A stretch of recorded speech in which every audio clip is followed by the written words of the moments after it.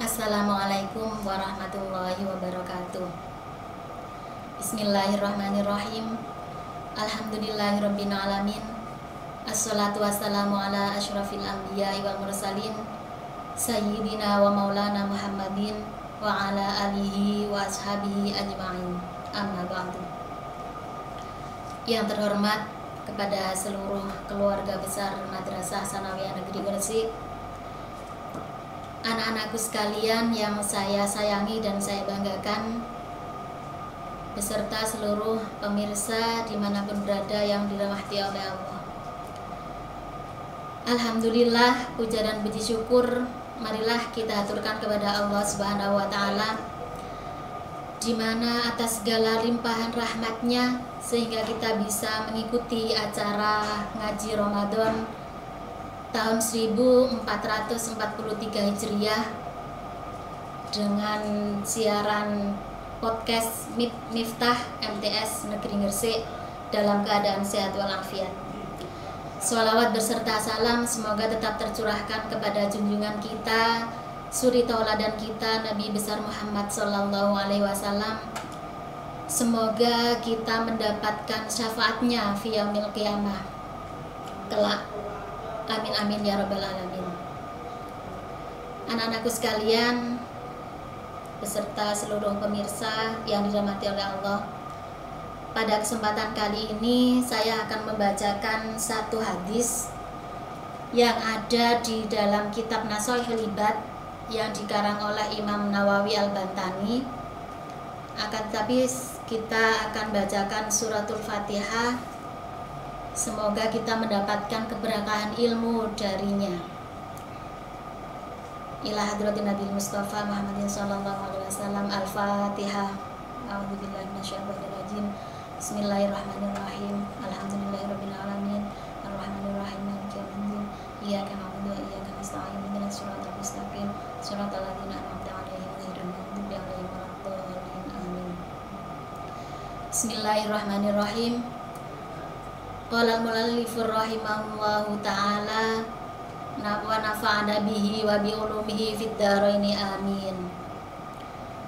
Wal maqalatul khamisata asyarah utawi pengucap kang kaping 15 anin Nabi alaihi salam, saking Kanjeng Nabi alaihi salam, annahu setuhune Nabi qala dawuh sapa Nabi, alamatus syaqawati arbaatun. Alamatus syaqawati utawi tetengere cilaka iku arbaatun papat. Jadi hadis ini menerangkan bahwa tanda-tanda orang celaka itu ada 4. Minal umuri, saking pira-pira perkara. Apa saja 4 itu? Yaitu suwiji nisyanud dzunubi, ngelaleni pira-pira dosa, al-madiyati kang wis keliwat. Jadi tanda orang celaka yang pertama yaitu nisyanud dzunubil madiyah, melupakan dosa-dosa yang telah lalu. Jadi melupakan kesalahan-kesalahan yang sudah dilakukan. Min ghairi nadamin, saking ora getun, alaiha ing atase dzunub. Wa hiya hale utawi dzunub, ai tegese wal halu utawi tingkahe iku annaha setuhune dzunub indallahi ana ngersane Allah, iku mahfuzatun dan reksa. Ai tegese madbutatun dan itung biadadiha kelawan wilangane dzunub, wa zamaniha lan mangsane dzunub, wa mahaliha lan panggonane dzunub. Jadi tanda orang celaka itu yang pertama melupakan dosa-dosa yang telah lalu. Padahal dosa-dosa itu sudah tercatat rapi, indallahi mahfuzatun, sudah tercatat rapi di sisi Allah. Jadi kapan dia melakukan dosanya, berapa kali melakukan dosanya, di mana dia melakukan dosa itu sudah tercatat rapi di sisi Allah. Jadi kalau kita berbuat dosa terus kita melupakan dengan seenaknya saja, berarti di dalam diri kita itu terdapat tanda-tanda orang yang celaka.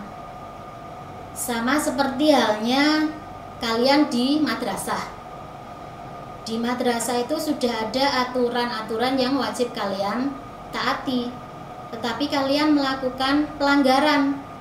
Misalnya datang terlambat dari waktu yang ditentukan oleh madrasah.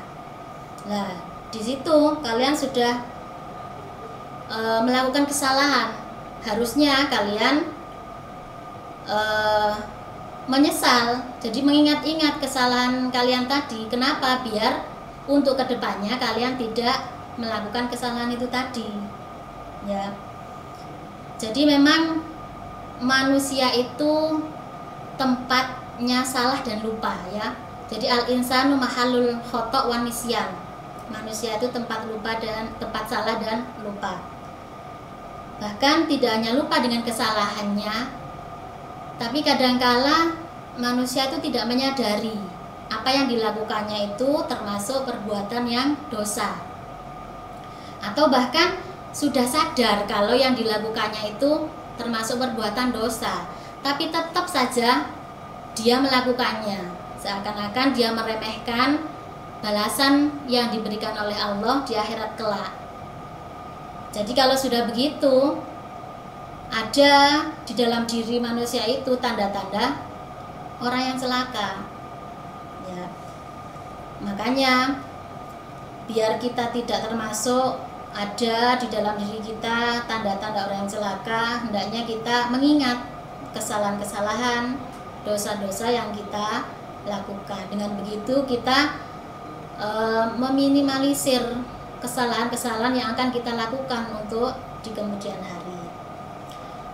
Untuk tanda orang yang celaka yang kedua yaitu wadzikrul hasanatil madiyah.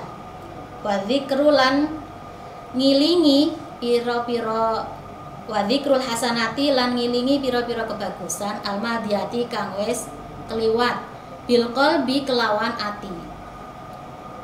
Jadi tanda orang yang celaka yang kedua yaitu mengingat kebagusan atau kebaikan yang telah lalu. Walayadri lan ora ngerti sapa wong aku bila ana to den trima ai tegese apa al hasanatu pira-pira kebagusan amruddat apa to den tolak apa hasanat. Jadi kalau orang itu mengingat kebaikan-kebaikan yang lalu itu termasuk tanda-tanda orang yang celaka. Padahal dia tidak tahu. Walayadri aku bilat, padahal dia tidak tahu apakah kebaikan itu diterima Allah, amruddat atau ditolak oleh Allah. Tapi dengan pedenya manusia itu menyebut mengingat-ingat kebaikan yang telah dilakukan, ya. Jadi kalau sudah begini timbul rasa bangga, timbul rasa ujub, takabur pada diri seorang bahwa saya sudah melakukan kebaikan-kebaikan yang sudah banyak. Dengan adanya perasaan ini adalah bukti nyata bahwa bukti nyata liciknya setan, ya. Jadi setan itu sudah berjanji kepada Allah, saya akan menggoda manusia sampai kapanpun, dari arah manapun, dari arah depan mereka, dari arah belakang mereka, dari arah kanan mereka, kiri mereka. Jadi setan itu selalu menggoda manusia untuk melakukan hal-hal yang tidak baik. Bahkan jika manusia itu sudah berhasil terhindar dari godaan setan, yaitu manusia tetap melakukan kebaikan, setan pun tetap tidak akan menyerah. Dia menggoda manusia dari manapun, bagaimanapun caranya, yaitu dengan dibisikannya di hati manusia itu rasa bangga atas perbuatan kebaikan yang telah dilakukan, ya. Makanya di dalam manusia itu timbul rasa bangga, ujub, takabur, ya. Jadi dengan mengingat bahwa kebaikan yang kita lakukan itu belum tentu diterima Allah atau tidak. Nah, dengan begitu kita menghindarkan hati kita untuk bangga, takabur, ya. Itu salah satu tanda dari orang-orang yang celaka.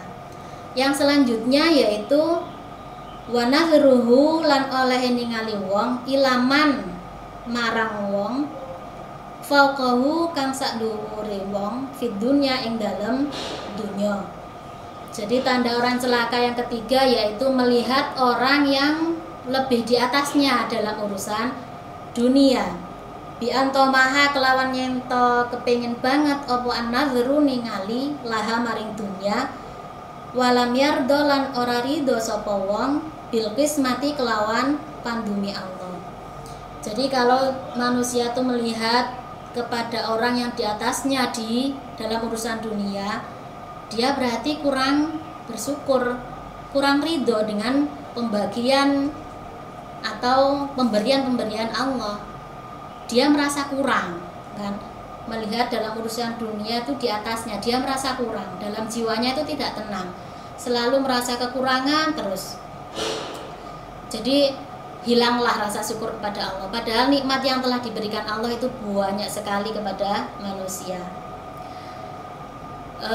Dia ingin mencontoh orang yang lebih di atasnya dalam urusan dunia. Kalau teman saya punya ini, mengapa aku tidak? Kalau teman saya memiliki kedudukan ini, kenapa aku tidak? Kenapa teman saya begini begitu, kenapa aku tidak? Jadi merasa kurang terus, tidak ada rasa syukurnya kepada Allah. Itu adalah tanda-tanda orang celaka yang keempat. Kemudian selanjutnya wa nadhruhu lan oleh ningali wong ilaman marang wong dunahu kang sak ngisore wong fiddini ing dalem agama. Jadi tanda orang yang celaka yang keempat yaitu melihat orang yang lebih di bawahnya dalam urusan agama. Ayat tegese al-amali sholih, amal kang bagus. Walam yashkurillah lan ora syukur sapa wong Allah ing Allah alani ami ing atase pira-pira nikmate amali nafsihi, amale awake dhewe wong. Jadi kalau orang itu melihat yang lebih di atasnya dalam urusan dunia, dalam urusan agama maksud saya, maka orang tersebut merasa bangga, merasa dirinya lebih baik dari orang lain. Jadi dia merasa saya lebih banyak ibadahnya daripada teman saya. Saya loh tiap hari sholat duha, saya tiap hari memberi sedekah kepada teman-teman saya yang kurang. Saya tiap hari sudah melakukan sholat tahajud. Nah, muncul rasa bangga. Dia merasa lebih baik daripada orang lain dalam hal ibadah. Dan dia merasa orang lain itu masih ada yang lebih malas daripada dirinya. Mending aku. Begitu. Jadi dengan melihat orang yang di bawahnya dalam urusan dunia, dalam urusan agama, jadi orang tersebut sudah merasa melakukan ibadah yang lebih banyak. Jadi dia merasa cukup dengan ibadah yang dia lakukan. Dia tidak ingin mencontoh orang-orang yang lebih banyak lagi ibadahnya. Ya, padahal lagi-lagi ibadah kita yang sudah dilakukan tadi belum tentu diterima oleh Allah atau ditolak. Allah berfirman, yaqulullaha dawa oleh sapa Allah, aratuhu ngersakake ingsun ing man biman ai kelawan nyegah iyahu ing atase man anid dunya saking dunya wa i'anati lan nulung ingsun iyahu ing man ala taati ing atase taat walam yuridni lan ora ngarepake sapa man ingsun biridho kelawan ridho wa syukri lan syukur fatarabtuhu mongko tinggal ingsun ing man bitarki nusratihi kelawan tinggal nulungi man. Jadi kalau orang yang sudah merasa dia lebih baik dalam urusan agamanya, otomatis dia sudah tidak mau melakukan ibadah yang lebih banyak lagi. Allah berfirman, aratuhu walam yuridni fataraktuhu. saya menginginkannya tapi dia tidak menginginkanku, maka aku meninggalkannya.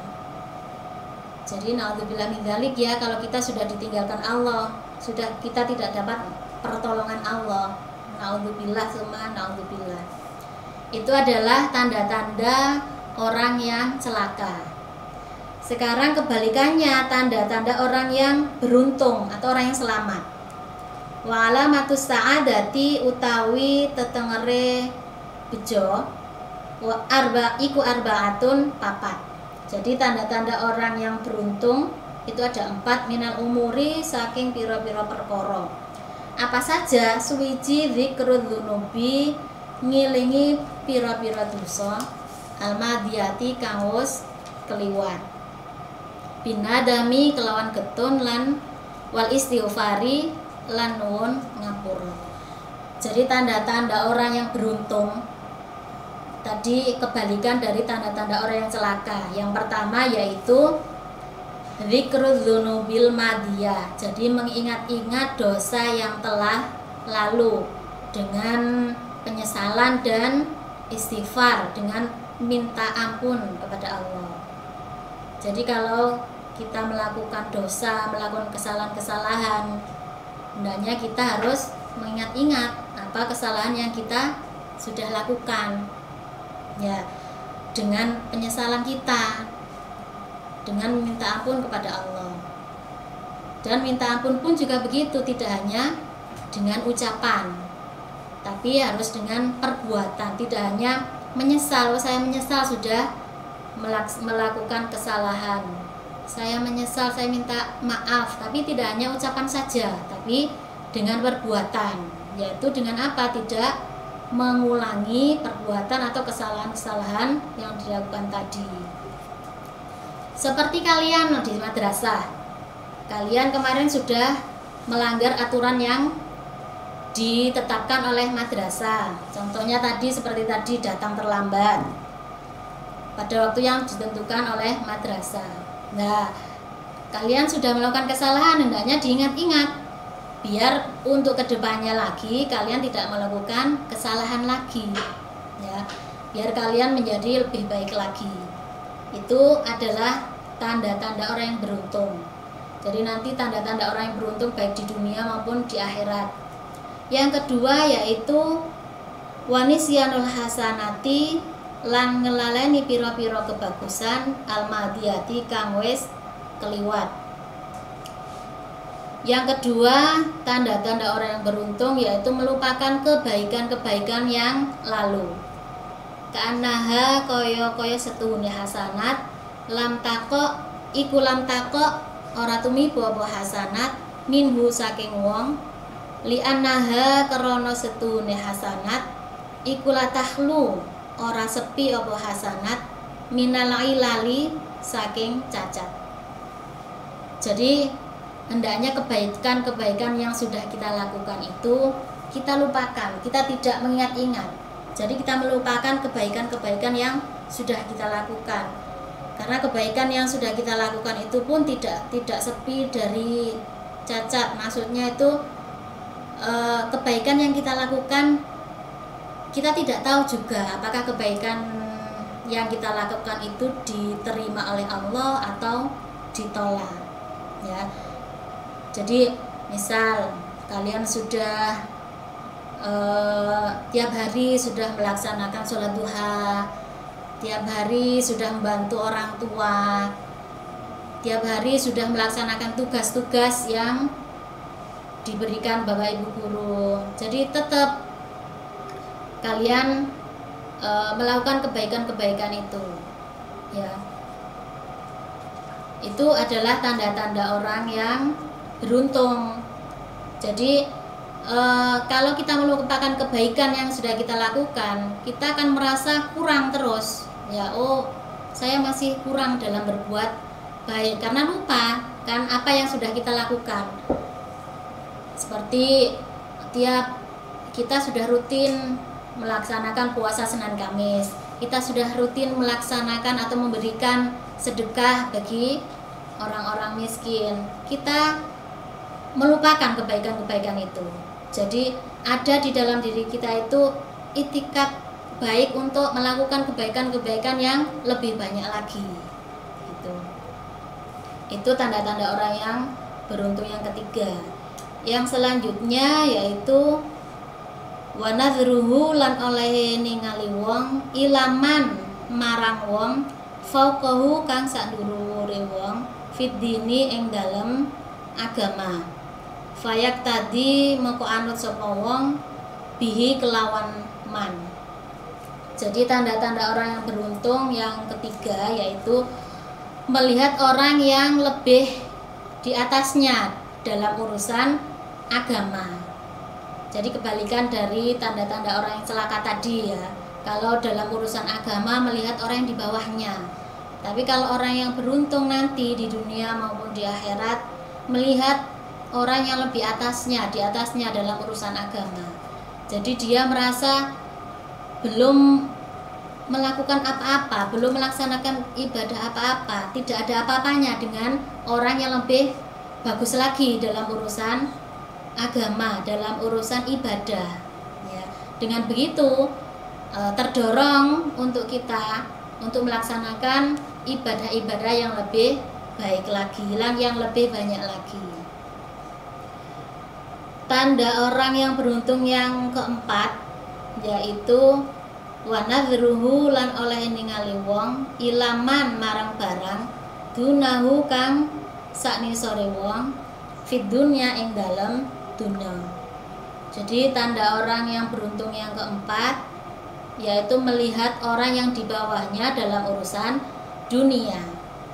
Fayashkurullaha maka syukur sapa wong ing Allah taala ala ni'amihi ing atase pira-pira nikmate Allah taala alaihi ing atase wong. Jadi kalau seorang itu melihat orang yang di bawahnya dalam urusan dunia, insya Allah orang itu akan tenang jiwanya. Orang itu merasa tercukupi, ya. Dia muncul rasa syukur kepada apa yang diberikan Allah kepadanya. Jadi dia merasa bersyukur. Misalnya, saya mempunyai sepeda motor misalnya. Dengan dia melihat orang di bawahnya dalam urusan dunia, oh alhamdulillah saya masih mempunyai sepeda motor daripada teman saya yang masih mempunyai sepeda ontel ya. Jadi bisa pergi kemana-mana memakai sepeda motor. Begitu juga orang yang memiliki sepeda ontel, kalau melihat ke yang bawahnya, dia merasa bersyukur walaupun masih mempunyai sepeda ontel. Dia bisa pergi kemana-mana dengan sepeda ontel daripada temannya yang tidak punya, hanya berjalan kaki ya. Jadi kalau melihat urusan dunia kepada orang di bawahnya, insya Allah kita merasa tenang hati kita, merasa bersyukur atas nikmat yang diberikan oleh Allah kepada kita. Itulah tanda-tanda orang yang celaka dan tanda-tanda orang yang beruntung dalam di dunia maupun di akhirat. Mudah-mudahan kita semuanya mendapatkan taufik dan hidayah Allah Subhanahu wa taala sehingga kita bisa menghindari tanda-tanda dari orang-orang yang celaka dunia maupun akhirat. Dan semoga senantiasa marilah kita tingkatkan iman dan ketakwaan kita. Semoga dengan begitu kita mendapatkan keberuntungan di dunia maupun di akhirat. Wallahu a'lam bishawab. Cukup ini saja dari saya. Semoga ngaji Ramadan kali ini memberikan manfaat bagi kita semuanya. Mohon maaf bila ada kesalahan kata dari saya. Wallahul muwaffiq ila aqwamit thoriq. Wassalamualaikum warahmatullahi wabarakatuh.